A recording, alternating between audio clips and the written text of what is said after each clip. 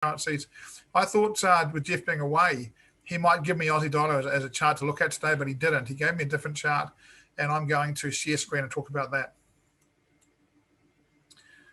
So when it comes to the technicians' 2 cents worth today, Geoff is away celebrating Anzac Day in Australia, and he's asked me to talk about this chart here. I've got a monthly chart up of Euro GBP, and this is what you call a long-term range. And I want to point out that if you want to, you can definitely pull the bottom of the range down to here. And I don't think there's any doubt that's the full range.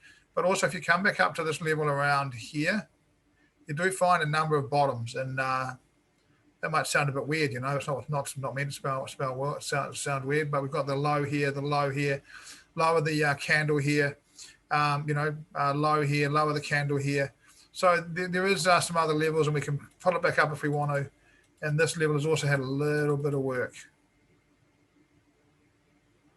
Where we've seen some lows forming here. I don't think this is generally the low. I think that, for mine, the real low is here. I think you can get away with here.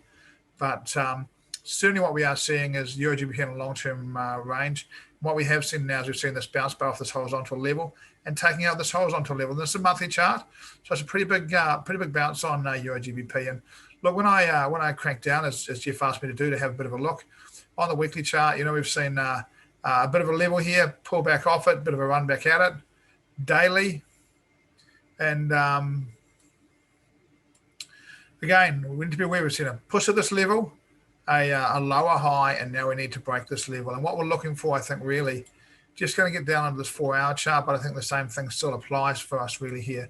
What we're looking for really to get our entry here is to have this level go. If we can get up above this level, get a pullback and a retest and a move longer, I think that's a real winner. The other option for us here is just to be patient and see if we can get a pullback down. Weekly pivot here will move, and I'll just put a tool on here that'll tell us where it'll move so we know. Market scan 6.1, just bring that on here. And if I click on, it's still on this one, eh? Next weekly pivot, I'll click on that.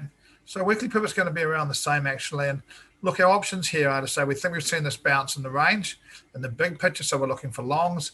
And our longs are break of this level, retest to this level and go long, or wait for a pullback down to this level here.